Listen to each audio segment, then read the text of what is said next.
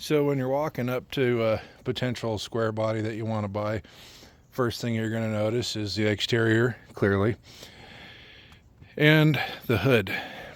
The hood on these has a crumple zone, and they're notorious for crumpling, or what they call tacoing the hood. So this hood is not tacoed. It's in good shape. And the reason for that is this is a factory crumple zone. It's a weak point to accordion the hood in case you're in an impact. And what leads to that is people just reaching up and pulling down. Well, you want to push the hood towards the windshield or firewall and then bring it down. Also, make sure that your hinges are lubed up and they're not all dry and crusty, because if these hang up, that's going to put all your pressure right here or right here, but typically it happens right across this section where this line is, and then you end up with going from this to this and your head's toast. Now these are a two-piece. You have an inner shell and an outer shell. Here's the factory crimps. And then your firewall. You want to check out your firewall. So typically you can get some rot around the heater core area, but this firewall appears to be in really good condition. You got some little rust runs here and there, but no big deal. You know what I mean? Check that out real good. And then especially over here by your brake booster, you can get some rot back here. You don't want to have a compromised firewall around your grommets and so on and so forth, and also back down in there where your inner fender well comes with the firewall. And then up in your cowling. So I don't know if these were factory or these were put on, but these are cowl trash gates or screens, what have you. Anyway, they keep the majority of the crap from coming down and falling inside. And when plant matter rots and turns to mulch and whatever, that's when your moisture sets in and starts eating away because there's no way for it to dry out. Check around your windshields. I have not noticed any bubbling or anything, any sort of damage whatsoever. And you're gonna see, I don't know if we can get it down here, but there's a little bit of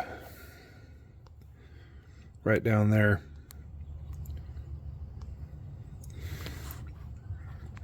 That's pretty typical because batteries leak acid and it runs down and it rots that out. So that's pretty standard. It's not a big deal. You're just going to need a new wheel tub or patch that tub up. Depends on what you got going on. So there's that. We'll take you over here to the passenger side.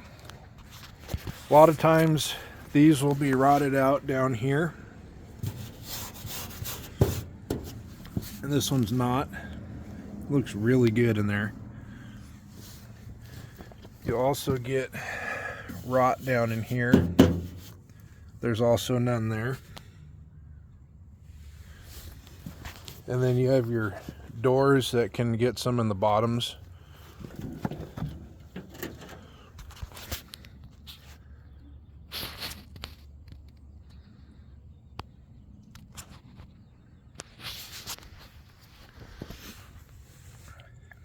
And the rockers, those both look really good. Cab corners, there's a little bit of surface rust there, nothing too major. So another area, one of the more common, areas that these things have rust issues is in the floor.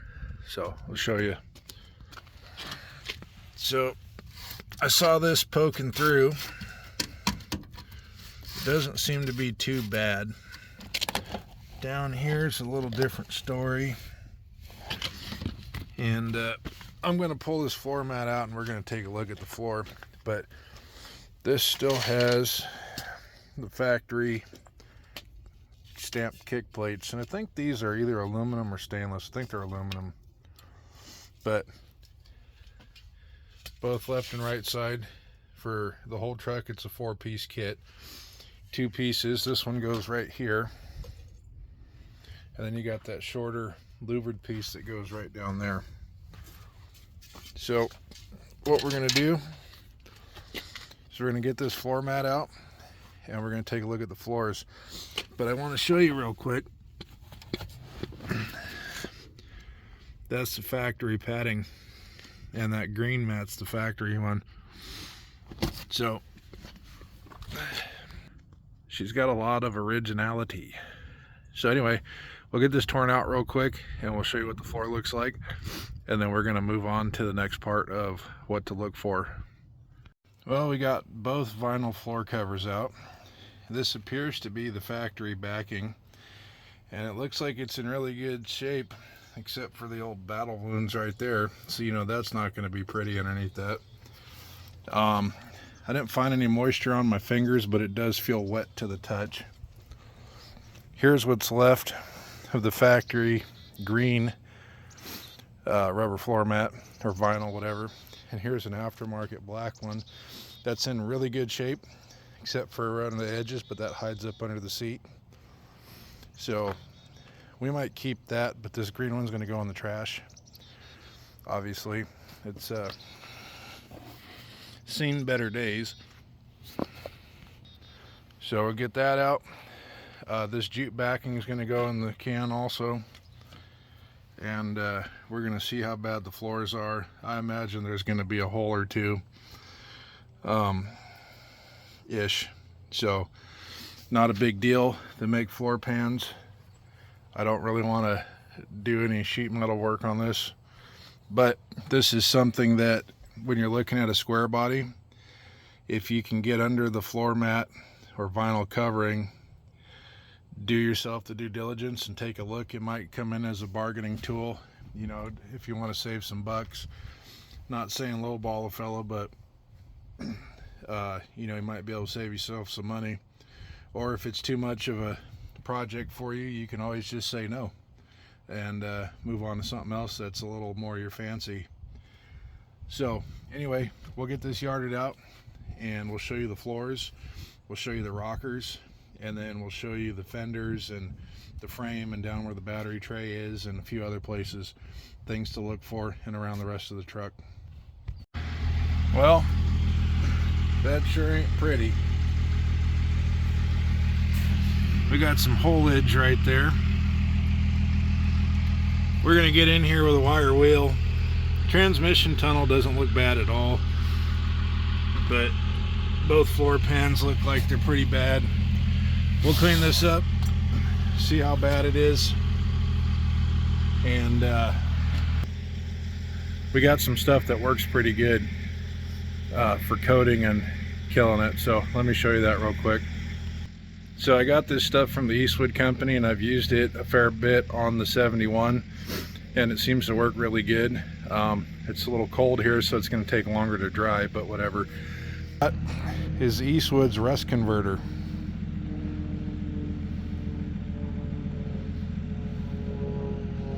You don't want to get it in your eyes. I've had it on my fingers. It doesn't irritate my skin, but I've also got tough skin. I ordered this spray bottle, which is a quart, but you can also get this in an aerosol can, like a spray paint can, and I think you can also buy this by the gallon on their website. So this stuff works pretty good. I got no complaints so far. So if this is something you're looking for, it works pretty good. We're going to get these floors cleaned up and see how bad the damage is. I might have to buy a patch panel or two, or I've got sheet metal here. If it's not too bad and it's not in a complex area, I'll probably just make my own patches, put them in, like Tanner does at Tanner Rebuilds. Great job, buddy. You're doing great with those Starliners. But we'll show you what we got here. Also, go check out Tanner Rebuilds on YouTube. This kid does a phenomenal job, and he's got a wealth of knowledge on old Fords that before I ever came to his channel, I had no idea were even built. Know nothing about him. He knows his business. So check him out, give him a like and subscribe. But back to the 77 square body. Let's go see what we can do about these floors. Actually, I think we're going to pull her back up in the driveway and get a little closer to a plug-in so we can get the wire wheel out there. Yeah, sounds good.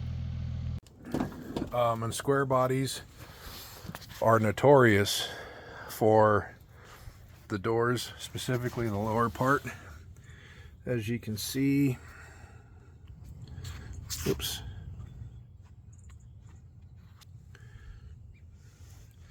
that's pretty hammered, but you can get that cleaned up.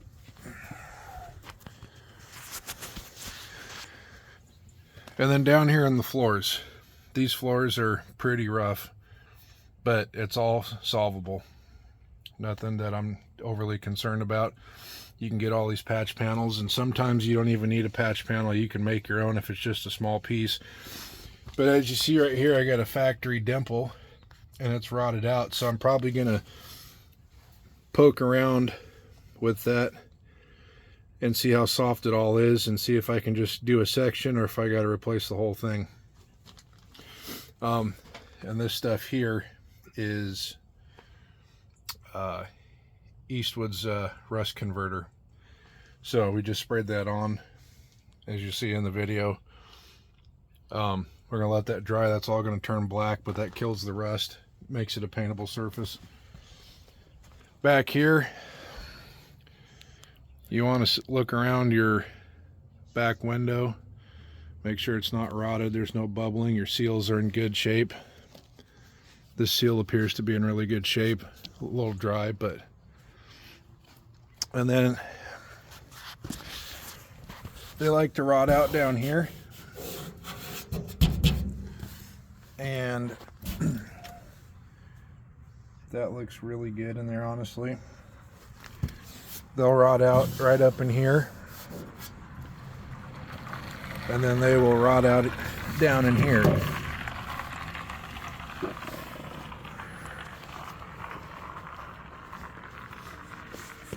Back here they don't usually do too bad.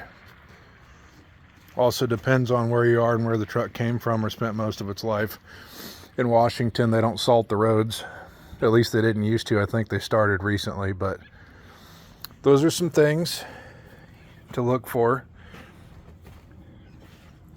As you can see, we're looking really good.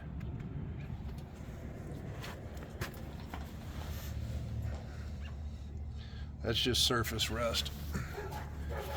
The rockers are all in good shape. We had a little bit of surface rust that was getting a little heavy there. We wire wheeled that off and coated it with some rust killer. But if it's something you're comfortable with doing and you got rust and rotted places, they make all the parts.